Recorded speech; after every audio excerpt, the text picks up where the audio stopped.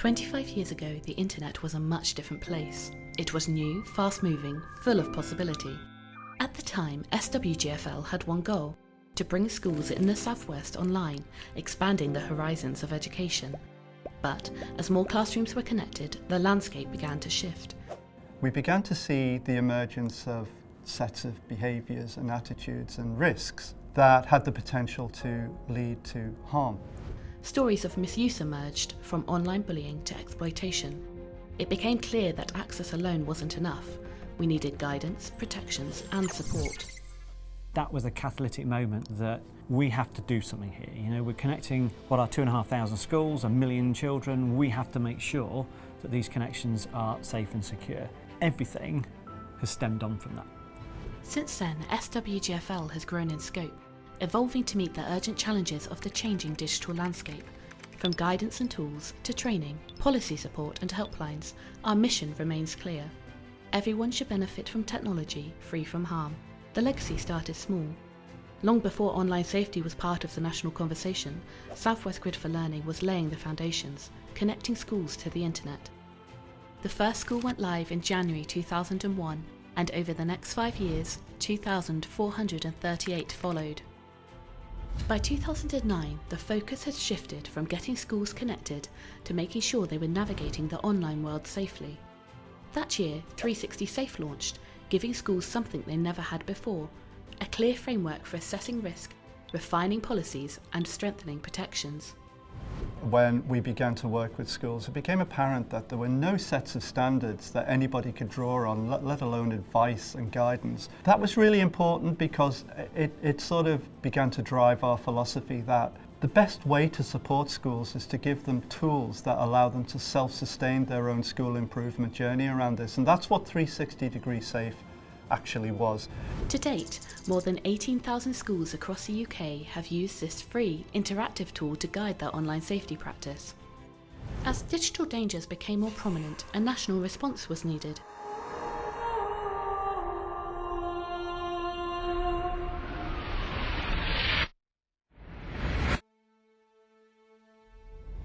In 2011, together with ChildNet and the Internet Watch Foundation, SWGfL formed the UK Safer Internet Centre to contribute to shaping both national and European policy. The group were going to deliver crucial national guidance for filtering and monitoring, helping schools block harmful content more effectively.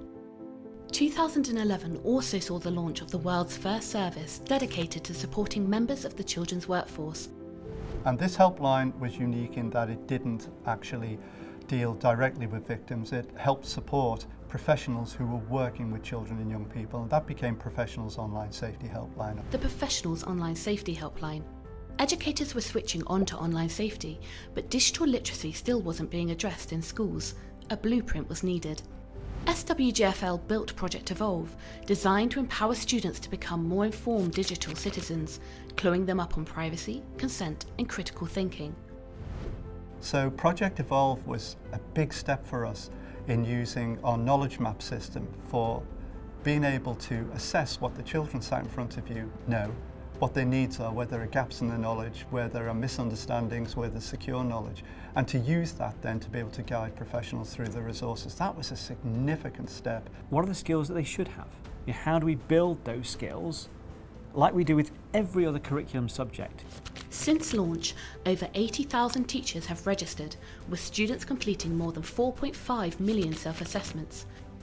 4.5 million assessments later on, the richness of data that we can describe, what ages, where we've got gaps, where we've got strengths, different locations around the country where we've got these particular gaps, strengths. It is such an important, vital thing, I think, in order to understand the landscape. From policy to practice, SWGfL spent 25 years working to give students and educators the tools and confidence needed to lead the charge for digital safety. But while our work in education was expanding, a parallel crisis was taking shape, one that demanded an urgent response. With the explosion of smartphones and social media, suddenly harm could happen anywhere, from bedrooms to bus stops, and it could escalate in a matter of minutes. Image-based abuse was on the rise, fast, and the impact was profound. The scale of the problem and the care required to address it made one thing clear: victims needed more than policy. They needed someone to answer the phone and say, "We hear you and we can help." The mission of the helpline is about providing support to any adult who's been affected by the issue of the sharing of intimate images without consent. And so that would include the sharing of images, it could be threats to share intimate images, it could be voyeurism, or financial scam known as financially motivated sexual extortion, sometimes known as sextortion. As ITV News has learned, there has been a surge in the number of victims of so-called sextortion seeking help. The Revenge Porn Helpline is the only service dedicated to recording intimate image abuse in the UK. In this office, staff are exposed to fear and panic from dozens of sextortion victims every week. It brings the scale of the problem sharply into focus. We're not there long before a call comes in. Hi, Revenge Porn Helpline, Emma speaking. It's a sextortion report. If you're a victim of sextortion, it's really important that you cut that contact with the blackmailer as soon as you can. So we say stop, block and report. Stop all contact, block them and also report them to the platform. It started as being a little bit of an outlier compared to a lot of the other work that we did. And I think that balance shifted probably during the pandemic. I think that was where we saw a sudden spike in the demand and in the reports of this abuse that really did shift the dynamic, not just for us as an organisation, but I think it shifted the national and international attention on this issue. The Revenge Porn Helpline has supported over 70,000 people, addressing more than 412,000 reported images with a 91% takedown rate. In 2024 alone, 22,000 cases were handled, a statistic that shows how vital this work is and calls us to do more. Faced with growing need, we began to ask a different kind of question. How can technology prevent harm before it happens, and how can we give people the power to take back control? It was this thinking alone that led to stopncii.org, a groundbreaking platform designed to prevent intimate images being shared online without consent. Stop NCII allows people to create a hash or a sort of digital fingerprint of their intimate content. That hash is shared with us, not the image itself. The image never leaves somebody's device. We only see the hash, which can't be reverse engineered back into the image. We then send them out to our industry partners, which is some of the biggest names currently in the online space. And they use those hashes to stop those images being shared on their platforms. The technology is remarkable. And if I would say it simply, it's magic. It's not. It's a technical feat of engineering that allows you to protect your images without ever needing to share them in the first place. And it's the world's first. And we know that this tool is being used in Asia, Africa, across Europe, America, South, everywhere in the world has access to this. Over its 25 years, SWGfL has trained over 40,000 professionals, set national benchmarks, and helped define global policy on digital safety. Whether working with schools or standing beside survivors, SWGfL has stayed focused on ensuring that people of all ages aren't just connected, they're protected. Recognition from BET, BCS, the Charity Awards, Digital Leaders, the UN WSIS Prize and more is testament to the progress. Gosh, we have won so many awards over the years. If I remember, back in 2011 was the first time that 360 Safe received an award. In fact, didn't receive one, received I think 3 that year. And it's just been one after another, after another, after another. But there's still so much to be done. Through it all, one thing has remained constant: the people, the victims who break the silence, the educators who turn to us in moments of uncertainty, the advocates who continue to speak out, the policymakers taking decisive action, and the dedicated teams behind every facet of SWGfL who show up each day to carry out this vital work.